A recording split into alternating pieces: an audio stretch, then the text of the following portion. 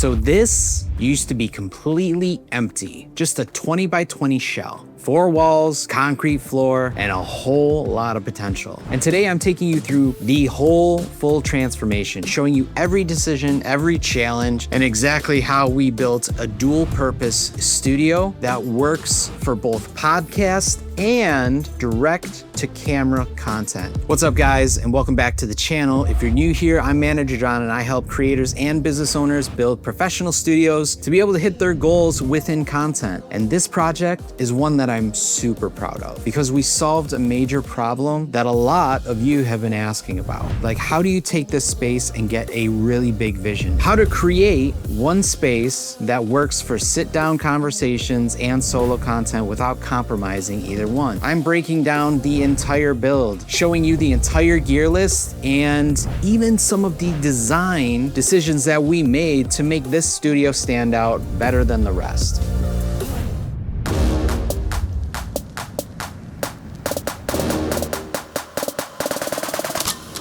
What's up guys? We are here with another studio build in Peoria, Illinois, just south of Chicago. We are doing a studio build for Ben Tiger to be able to really drive his brand and create content freely, and then even more so to be able to stick out from the rest within his industry. Ben Tiger came to us with a 20 by 20 empty room and 2 very specific needs. Need number 1, a professional podcast setup. He wanted to do long form conversation interviews. He wanted to be able to use this for referral relationships and overall just to tell great stories. And he wanted the space to directly represent him. And on top of it all, he wanted to be able to push his brand for Roof Tiger, which is a construction company that focuses not just on home improvement, but also solar and many other divisions as well. And let's get into also need number 2. He also wanted a direct to camera setup for YouTube videos, social content, product reviews. Now here's the thing, most people would say, okay, let's build 2 separate spaces, but honestly, we didn't need 2 separate spaces. We just needed to be able to maximize the space that we had and build the workflow around that space. So we didn't have 2 spaces. We had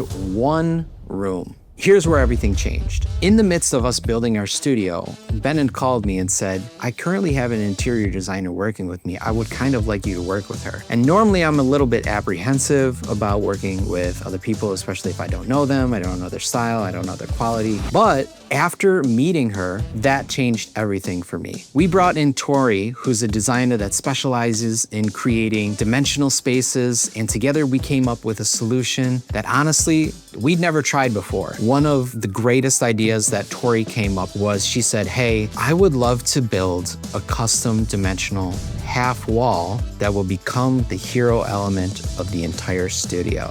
All right, so we got the blank slate. I got my girl over here, Tori, our designer. We're trying to create like a 3D kind of wave effect that's backlit. I got this plywood sheeting and then traced out the shape of the wave, cut it, just got done painting these boards and the wall. And I'm putting 2x4s behind each board to kind of bring it out. The final vision is going to be these plastered palm leaves. So it'll be actually something really sculptural that's gonna layer on top of the wood. Inspo for the palm leaves came through the Roof Tiger branding. This half wall would do 3 very specific things.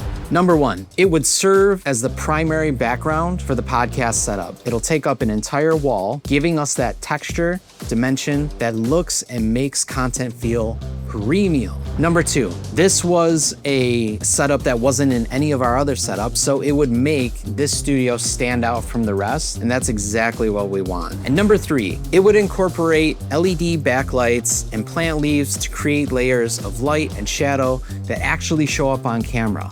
One of the biggest challenges was as Tori was taking the fake plant leaves, we were dipping them in plaster, we were waiting for them to dry, and then we would spray paint them blue. Well, what we found is that the plaster is really fragile. It's really easy for them to crack, and it also takes a long time for them to dry. So we ended up just nixing the entire idea of the plaster, and we went straight from plant to paint. And so we painted the entire plant leaves, and it didn't look worse. And so we ended up taking that out. We slowly started adding the plant layers to the plyboard, which was nice. It was really good.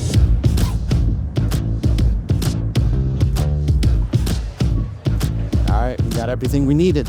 The wall is built. We also additionally had a movable veneer paneling wall that was done by 2x4s, which was also kind of difficult because it was heavy. And I did not account for how heavy it would be by building the framing with 2x4s, making sure that the framing didn't just fall over. So you have to add cross hatches to the framing as well for the back to keep everything straight. And then you have to look at your 2x4s that are on the ground with your wheels to be able to make it move. Honestly, it was probably heavier than I would have liked to do, but overall, everything looks great so far.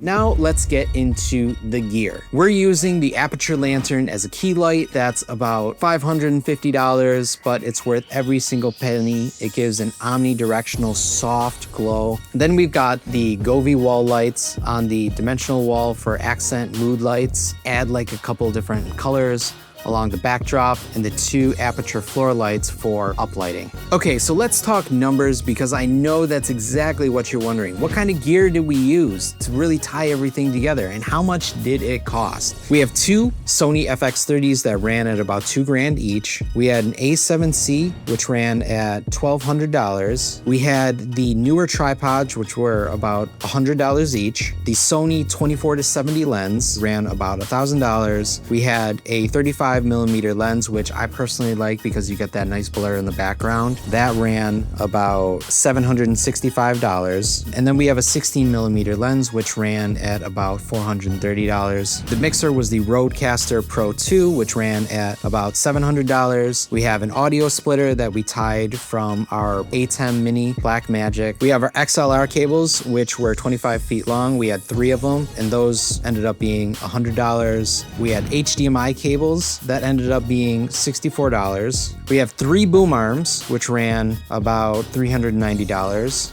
We have a couple floor stands, which ran at about $100 each. We have headphones, which were $155. We had headphone extension cables, which ran $20. We have the A10 Mini Pro ISO, which was $400 as well. We have a computer monitor, which I don't exactly have the price, but honestly, you can just buy whatever computer monitor just to be able to view the thing. We have the KF shimmer filters. Now, I love these shimmer and mist filters because they add this nice glow ambience. If you look at this light here, you can probably see a little bit glow coming off of it. That's because we put this filter on the lens. We have an Elgato prompter, which is my favorite addition to all our studios so far. We love our partners at Elgato, but we actually just had the regular one for $280. So huge shout out to Elgato. Thank you so much. For structural materials, we have 2x4s that ultimately ran about $100. We had OSB, which was $61, screws, $60. And then we had some pipe and drape, which I personally love because it's super cost effective when you just want to add some sound deadening for $2,000.